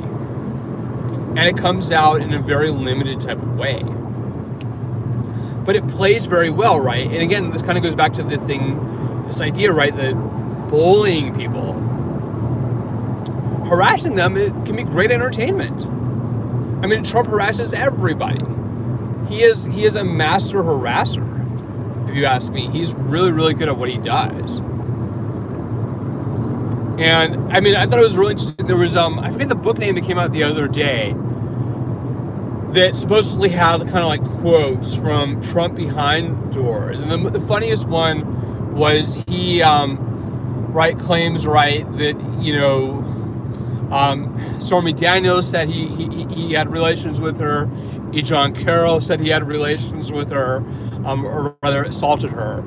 And that he didn't assault anybody, right? He didn't have any relations with anybody, and it was really kind of an interesting remark. I forget what the book's name was. It was in the news. It offered behind closed door quotes from Donald Trump, and again, this goes back to the idea that people behind closed doors do and say different things than they do when they're in public. The public persona and the private person are very different people. And I even myself have, a different public persona and a different private persona. But people say and do things, differently in private than they do when it's on public, when it's being broadcast. Especially too when they're on camera, right? People act to the camera. It's kind of like acting 101. People, are very, very conscious of media and of image, right? It's kind of like, the idea, right, that Trump is very conscious of how he appears next to Justin Trudeau. He understands optics very well. He understands the media. I don't presume that he's a total idiot, but I don't think he understands what he's doing or saying half the time. I think that he calculates to an extent, but according to just about everybody around him, there's a level of calculation to it, and a level to which it's just chaos, making. And certainly, the danger of chaos here, right, is that we are bumbling into a recession. In fact, even a depression. And my suspicion is that, right, when let's hope the economy doesn't totally crash, but there's a lot of warning signs right now that things are not going well. That is going to be catastrophic, and that will be the end of him. Now, certainly, going back to the Scientology example, Scientology is a religion in decline. Say what I will about Aaron Smith-Levin, I think Aaron Smith-Levin knows a lot about Scientology, and he communicates it very well, right? That's how he built his fan base. And I've heard him say, right, that Scientology, has a diminishing number of members. It's certainly true, right? People, are essentially aging out of this thing, and their ability to replenish their ranks is rather limited. And it's part of the reason you see them spending, huge money on advertising, on outreach, on recruiting, is because they need to replace a diminishing number of people who bought into it, right? Who were, original users of Scientology, and who have not successfully replicated themselves.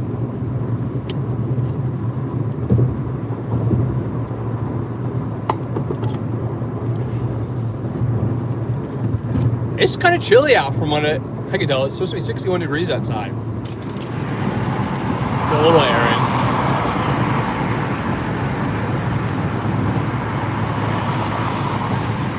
You can smell that rubber. It's like the highway smell, the exhaust smell, the rubber smell. All of the trucks carrying the goods from the ports to your store shelves along these highways. Yeah, I mean, I don't think he was wrong about that. I mean, I don't think he's right about everything. Not everything that he presents right is probably 100% foolproof. And I mean, to be honest, the LA Times has the same problem. It's hard to be completely foolproof, right? Even CNN makes mistakes. Even the Associated Press makes mistakes. It's hard to be 100% right all the time. Like, I put up an article yesterday, and my grammar checker that I use did not work perfectly. I had one misstatement that I self-corrected on, and I have to slow it down a little bit. Like, being a one-person journalism machine sometimes and getting everything completely right is hard. It's hard work. I mean, newsrooms, right, are successful because you have multiple people vetting information, right? And like, this is kind of the danger, right, of the influencer, the content creator, versus journalists, right? Is that in a newsroom, ideally, right, you have an editorial board that's in control. I mean, I think ASL is who ASL is. And I mean, I find it a little interesting that he's never reached out to me. I mean, I have met him. I met him on the sidewalk, but I have not been invited to appear on his show or anything like that. And I mean, I think everybody does this, right? You want, some degree of control over your own content, right? That's kind of where it goes back to the idea of the content creator. And certainly I find, the idea of the content creator and its economy very interesting. I think Taylor Lorenz does it, really, really well. I mean, I try not to think of, talking to somebody or not talking to somebody, right, as a, kind of issue. I mean, I like to think I would talk to anybody. I would talk to Scientologists in a heartbeat. If a Scientologist came out of a building and wanted to talk to me, I'd absolutely love to interview a Scientologist. I'm not sure how to get a hold of Scientology spokespeople. I mean, the LA Times seems to have it. I'm not sure how the LA Times, brings up Karine Poo, or I think it's Powell, Karine Powell, their spokeswoman, and gets statements from them. I would love to know, Church of Scientology, if you're listening, how do I contact your press person? But I mean, interviewing people, and this is the danger, right, of anybody who goes, well, you interviewed somebody, you spoke with them, you quoted them, therefore you must agree with them. That type of access journalism is really not objective.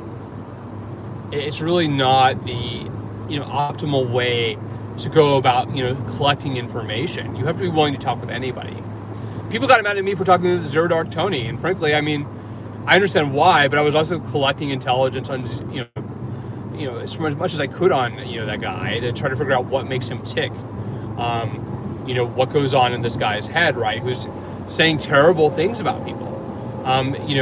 Is really nasty. And of course, I've heard say Aaron Smith Levin argue, right, that ZDT is Scientology plant, that he's being funded to do this. I voice myself freely. Some people might not like what I say. They might attack me for it. They don't want me to investigate them. They will do things to obstruct, obscure, threaten. It's really quite pernicious. I mean, I would be embarrassed, right, if I was the person trying to kill the story.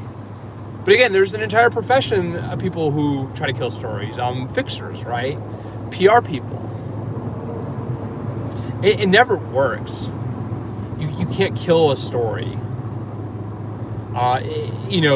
Journalists decide not to run stories sometimes, but killing the journalist to kill the story generally does not work.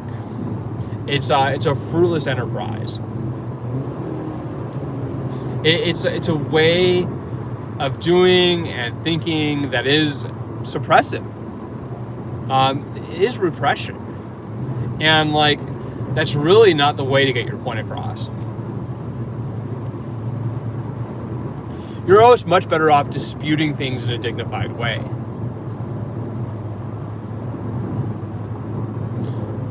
Yelling and screaming and getting upset does not work. Yeah, I mean, I'm not sure, why, SBTV kind of essentially kind of sponsored and egged on, a protest movement without at least trying to organize it a little bit more. I mean, I think the answer you would get would probably be that they didn't want to constrain it. I mean, I think Audit LA is great. Like, I think Audit LA is a very sincere person. I think she really, really has really sincere beliefs about Scientology. And I think I'm particularly impressed at how she uses Public Records Act, to get at those communications that they have, to get, the planters removed. That's very impressive. I think she's a wonderful person. I think Jake Harkey is really a wonderful person too. I think that those are people, right, who are really, really, using journalism in a really positive way to try to tell stories.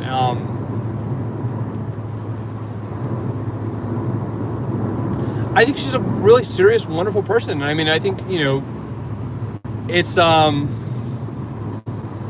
good to have that type of energy. I enjoy her company, to be honest. Like, I find she's a very pleasant person to be around.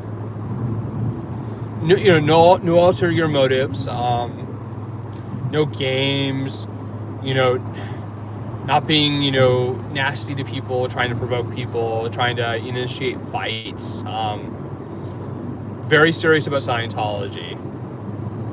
And, I mean, it's just kind of like we're like Scientology, because of its teachings and, how it, sort of uses manipulation tactics, frankly, has, sort of perhaps in some ways seeded the own demise of any protest movement by, the ex-Scientologists themselves, that they are so, disorganized and so chaotic, the tactics they use, right, when they're fighting with each other, really do a disservice to their own cause.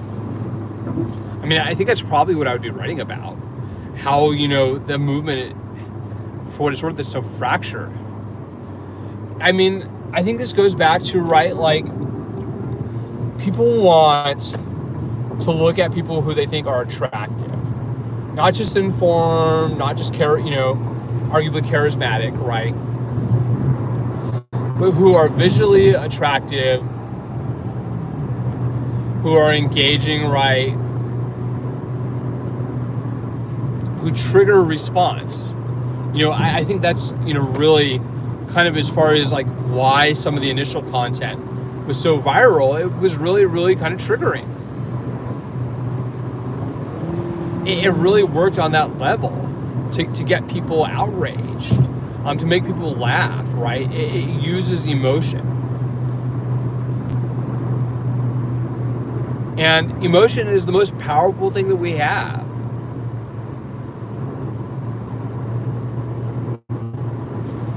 Nobody likes the idea of somebody playing with their emotions, right? To draw a response, to get them to do things they might not otherwise do, to be able to portray them in certain types of ways, right? Emotion is a weapon. And like, one thing about video particularly is, but audio too, and like, if you've never talked to a lawyer, most lawyers will speak with you on the phone and they can credibility test you. This is something that people teach, right? Is credibility testing. Yeah, I mean, I think there's a lot of things going on behind the scenes. I mean, I think that's social media. And the extent to which, those stories, right, whether it's about this or about Hollywood scandals, we can talk about Blake Lively and Justin Baldoni, right? That all-out nasty press war, right, and litigation.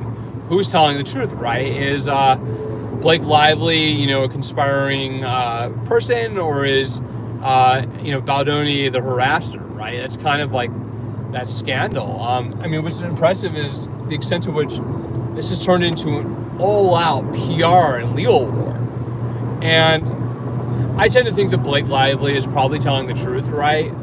That there's a degree of truth to some of that. But it also sounds like, at least from what's kind of been like revealed, that there is some degree, right, of interpretation behind some of these incidences. And that Baldoni, has his own consciousness to him. I mean, I think, whether or not, it gets back on track, right? And I think certainly all the fans, right, they want to see it on track. Not everybody, wanted the drama. The people who are really into the idea of protesting Scientology, want to see a righteous protest movement, right? A fun, righteous, unified protest movement that is, drawing people in. And I think part of that, right, is as soon as you start intentionally trying to destroy people, that the idea that you're going to draw in people with that reputation is really, really difficult to maintain. That's just kind of the recruiting challenge. What inspires people to want to go out, to be on camera, to be at something, right, that frankly a lot of people find very controversial, even offensive? What does that?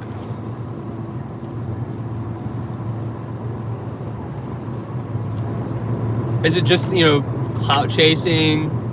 Is it grifting? Is it, a desire to be famous?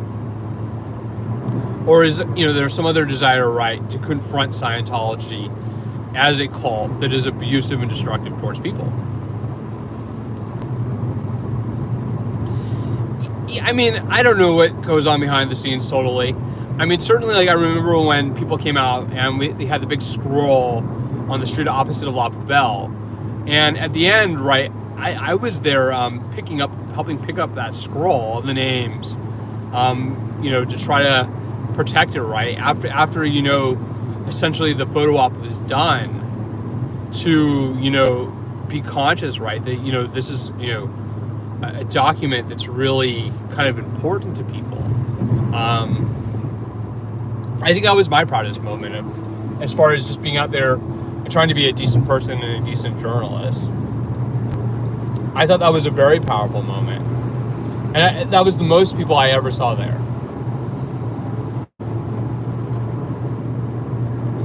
And, I think that type of activism is super effective. I think that, sincere activism like that really, really draws people in. It's heartfelt, it's dignified, that's the most powerful type of activism you can have, is to convince people sincerely, right, that people are being victimized by Scientology, that it's a cult, that it's worth remembering the people who have been abused, and that the abuses have to be stopped. And I mean, I'm sure Scientology's counterclaim, right, is that while there might be some, isolated incidences, that overall Scientology is a popular thing. And I've encountered people who are affiliated with the Scientology movement, right, who have a very popular, take on it, who think that it's not a negative thing. And, they deserve to be heard as well, right? You're supposed to be balanced. Not everybody believes Scientology is downright evil, but the ability to change, right, what the mass public belief is about Scientology, that it's, something that is corrosive to families, destroys people, and, exploits them, that is really probably a pretty effective narrative. I mean, some of the more dramatic claims, right, it's hard to substantiate that, that every single person inside Scientology is being held against their will, that everybody is being abused. It's hard to prove that type of stuff. And I mean, certainly it's coming out in court a little bit, it seems. And I haven't, dived into those court cases as much as I would like. I mean, I kind of trust some of the other journalists to cover a little bit of that more better. Whether we're talking about Tony Ortega or Megan Cuniff, or ASL, that kind of day-to-day coverage of those cases is important. It's just like, without people coming out of the building and going, I want to give a statement, or passing information, right? It's hard to get those sources to cultivate them.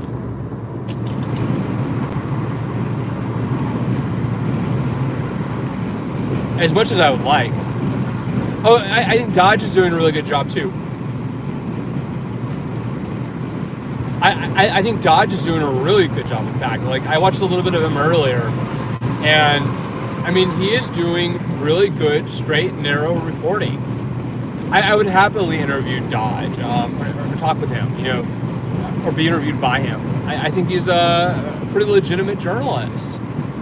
As legitimate as anybody can be, right? I don't think he's trying to be uncritical. To not have, a meaningful conversation, right? Like, that's what people should want to do, is have a meaningful conversation. What separates, a protest movement from the thing it's protesting?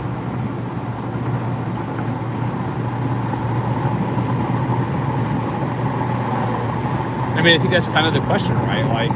I certainly see, the Reddit, kind of debate going on, right? Like, this is all nasty, and I think some of the more stupid stuff that's going on is really not helpful at all.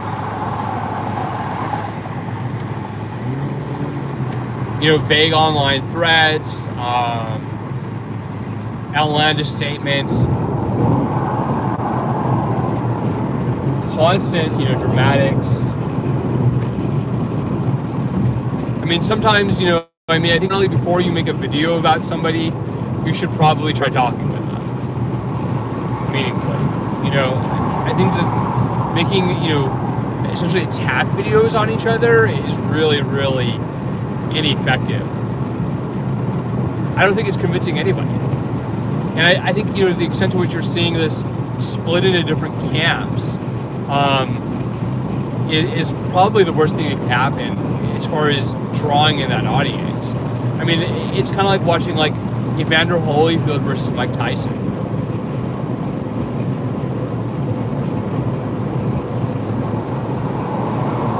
And I think people are going to be as authentic as they want to be. There's a lot of inauthentic communication that goes on. You're talking about people acting, people faking, leaking messages and faking communications, and using video editing to make hit pieces, and I'm not sure that any of it really achieves anything. I think most of it is corrosive to the overall goal. And people can hate me for speaking out, for having an opinion, try to silence me. I think it's all very juvenile behaviors. I think it's schoolyard stuff, and I don't think it adds anything to any sort of serious anti-Scientology movement or to press coverage thereof. I think it just takes away from it. I think it's very counterproductive, and I think that you're not going to see people necessarily. I don't expect anybody to own anything, right? For the most part, people are very responsibility avoidant, and whatever responsibility I have, right? Certainly, I make mistakes too.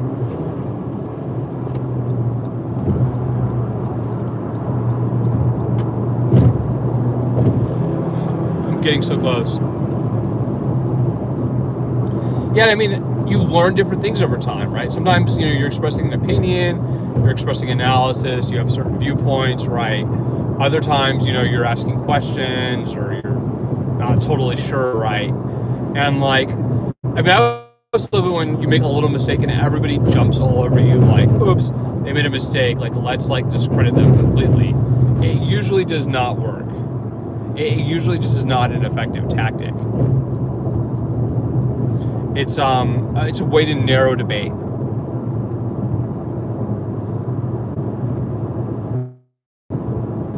And I think it's crazy how people think that they can essentially try to force things through, right? To force things in a way that's not really positive or productive.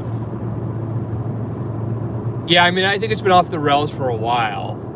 I mean, certainly my goal is not to put it back, I can't, make it into a positive, thing by myself. Nor is that my goal. I mean, I think it's good to have discussions without the drama. I mean, I had to laugh, right, when it was like kind of like dramatology.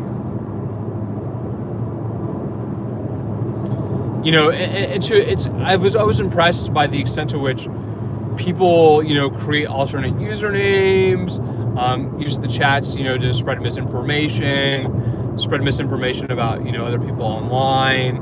I think it's like a game to some people. I mean, I think some of it is very harmful. I mean, I've heard from people, right, who struggled immensely with things that were said about them in chats. It's very online bullying in general, right? Social media has a corrosive force on people. It's not all, puppies and joy.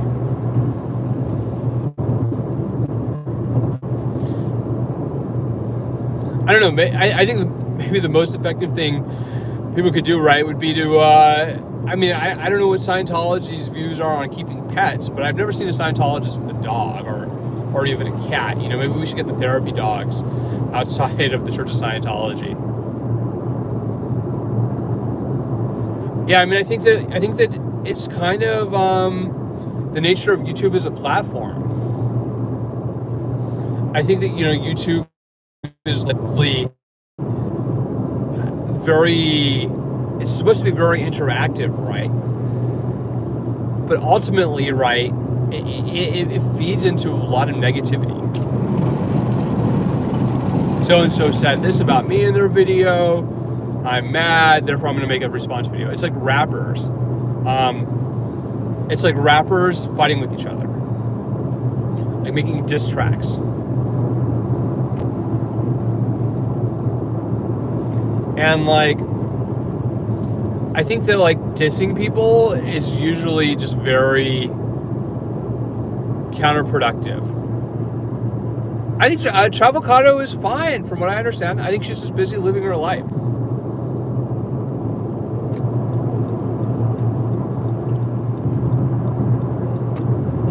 I mean, I think it's good. I mean, I don't think you can live your entire life through YouTube, right? I mean, certainly people spend a lot of time on these things, and it has a half-life to it, right?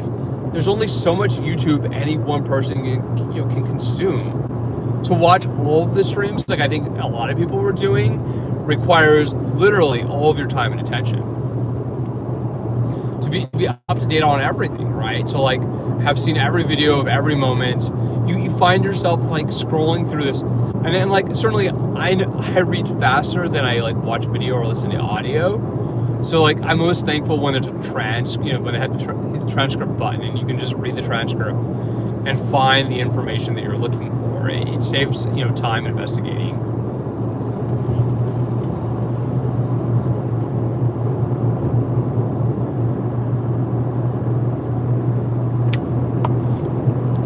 So close yet so far. But I think I'm getting close here we've been going for an hour and 24 minutes. So I think we'll start to wrap up here. I'll be fascinated to know, right, what happens on Monday if the police union's lawsuit against two of its own, including a whistleblower, gets tossed or if it survives another day. The Los Angeles Police Protective League versus Lillian Carranza and Mark Reyna. I'm following that. Hacking allegations. Whoa. If you don't know, Section 502 of the California Penal Code is our hacking law. And it had some interesting questions about interpretation, right? Do you have to have a criminal conviction in order to sue somebody for hacking in civil court?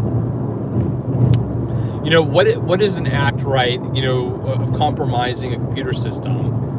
When is it entrapment? How do you make a valid legal claim? So really big question there. I'm continuing to follow what happens post wildfire, especially, with LA politics. From the city council's office to the district attorney's office and the city attorney and the mayor and the controller.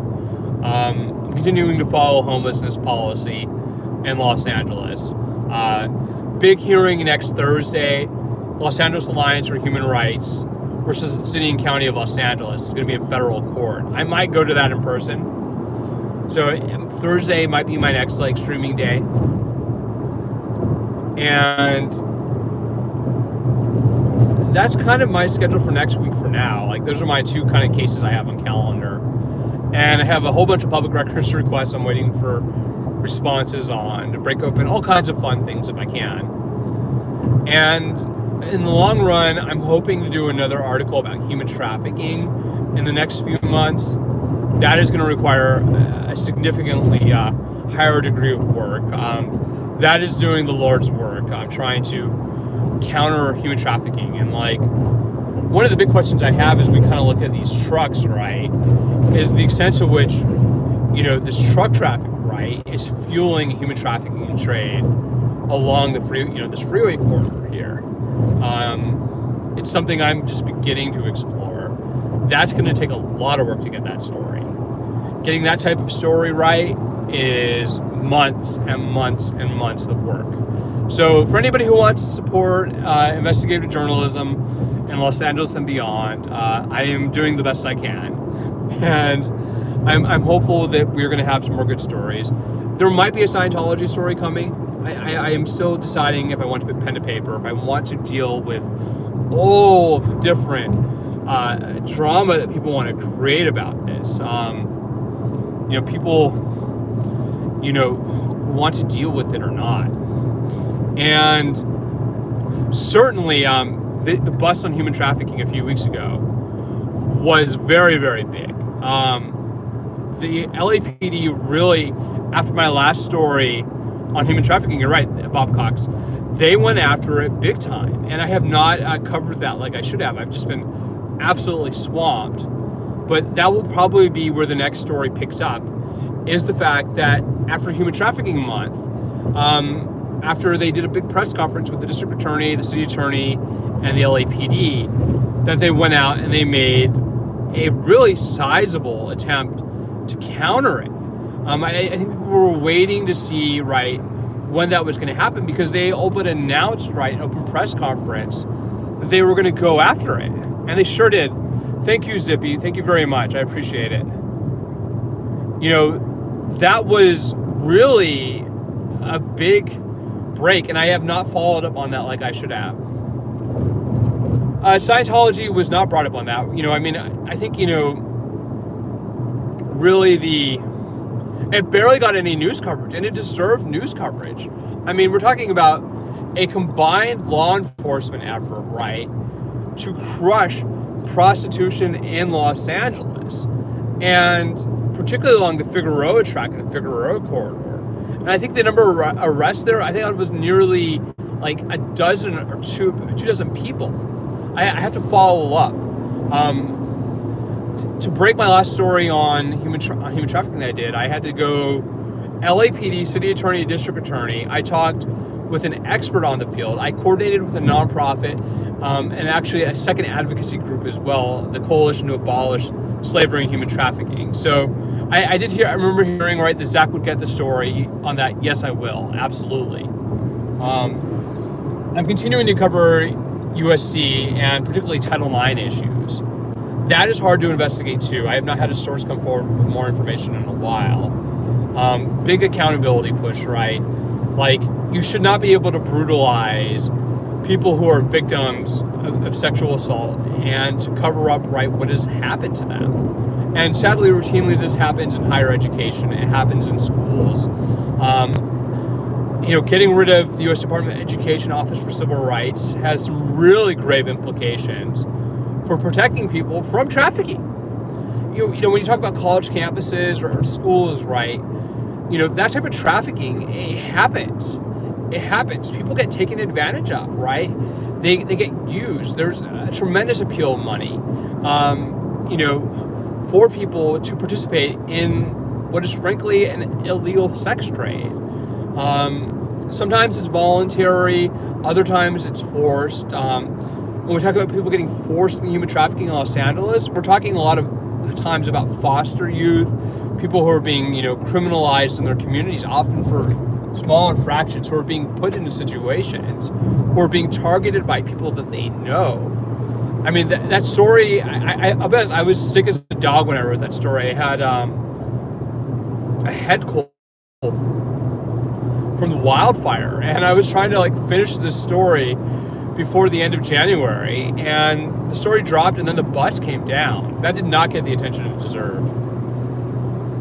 And as one independent journalist, I'm going to keep trying to do the absolute best I can to get at stories that matter to people, whether we're talking about Scientology or prostitution or political corruption. I think that's what investigative journalism is all about. So thank you to everybody who supported to date. And hopefully, I'm hopeful, right, that things are going to go on the upside. I put in for a very big fellowship the other day for journalism, to support it from USC's Annenberg School of Communication. And I'm optimistic that will provide a significant amount of support to do, work, to cover all that time it takes to put in those types of records requests, to engage in correspondence with, public information officers, with sources. You do journalism because you love journalism. It's a huge amount of work. I'm following so many different things sometimes. I have trouble keeping track of it. And I used to operate a major research university. So that's where we're at. It's actually, it was cool outside. Now it's warm outside again. And I'm sweating like a dog in here, actually. So everybody, have a wonderful rest of your night. It's a beautiful night in the desert. Well, let's go see the stars. And everybody, be well and peace out. And thank you to Sherry Moe for moderating most of all. Folks, have a wonderful rest of the night.